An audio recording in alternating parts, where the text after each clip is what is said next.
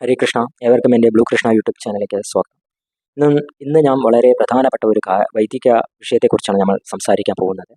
സംസ്കാരങ്ങൾ എന്തിനാണ്, എത്ര എണ്ണം, ഇത് എന്തിനാണ് നമ്മൾ ചെയ്യേണ്ടത് എന്നുള്ള കാര്യങ്ങളെക്കുറിച്ച് നമുക്ക് നോക്കാം.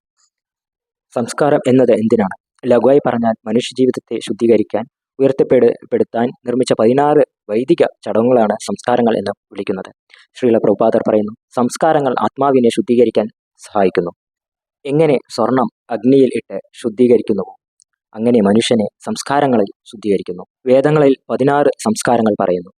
1 ഗർഭധാന, വൈദിക ഗർഭധാരണ.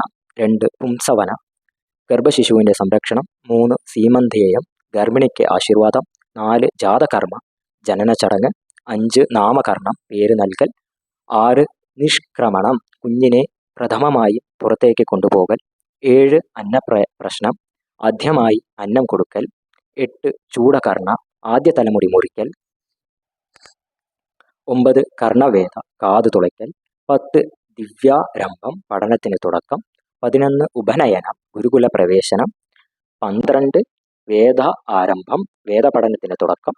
13 കേശാന്ത, ആദ്യ ഷേവിംഗ്. 14 സമാവർത്തനം, ഗുരുകുല പഠനം പൂർത്തിയാക്കൽ. 15 വിവാഹം, ദാമ്പത്യ ജീവിതാരംഭം. 16 അന്ത്യോഷ്ടി, അവസാന കർമ്മങ്ങൾ. ഇവ വെറും ആചാരങ്ങളല്ല, മനുഷ്യന്റെ ശീലങ്ങൾ, ചിന്തകൾ, സ്വഭാവം എന്നിവ രൂപപ്പെടുത്തുന്ന ദിവ്യ സംസ്കാരങ്ങളാണ്. സംസ്കാരങ്ങൾ നമ്മൾ എന്തിനു ചെയ്യണം? അതിന് ഒന്നാമത് ജീവിതത്തിന്റെ ശുദ്ധീകരിക്കാൻ. ശ്രീല പ്രഭുപാദർ പറയുന്നു, മനുഷ്യജീവിതം സംസ്കാരങ്ങളാൽ സംരക്ഷിക്കപ്പെടണം.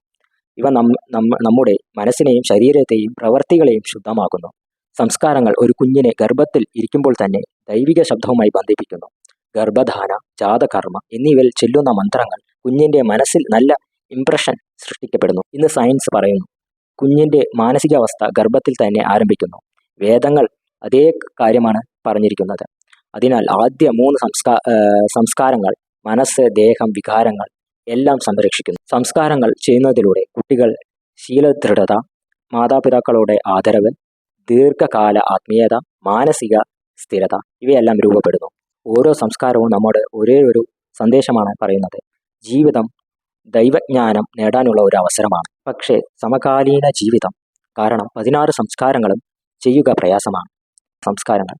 എന്നാൽ നമ്മൾ പ്രത്യേകമായി ശ്രദ്ധിക്കേണ്ട സംസ്കാരങ്ങൾ: ഗർഭധാരണ സംസ്കാരം, നാമകരണം, പ്രാശനം, ചൂടകരണം, ഹരിനാമദീക്ഷ, മന്ത്രദീക്ഷ, വൈഷ്ണവ വിവാഹം, അന്ത്യോഷ്ടി ഇവയെല്ലാം പ്രധാനപ്പെട്ട സംസ്കാരങ്ങളാണ്. ഇന്ന് കുട്ടികൾക്കും യുവാക്കൾക്കും stress, distraction, anchor, technology addiction ഇവ കൂടുതലാണ്. പക്ഷേ കുഞ്ഞ് ബാല്യത്തിൽ നിന്ന് തന്നെ മന്ത്രശബ്ദം കേട്ട് ആശീർവാദങ്ങൾ ഏറ്റുവാങ്ങി നല്ല ശീലങ്ങളോടെ വളർന്നു വന്നാൽ എത്ര വലിയ അനുഗ്രഹം! അത്ഭുതകരമായ ഒരു mental stability, focus and peace സംസ്കാരങ്ങളിലൂടെ നൽകുന്നു.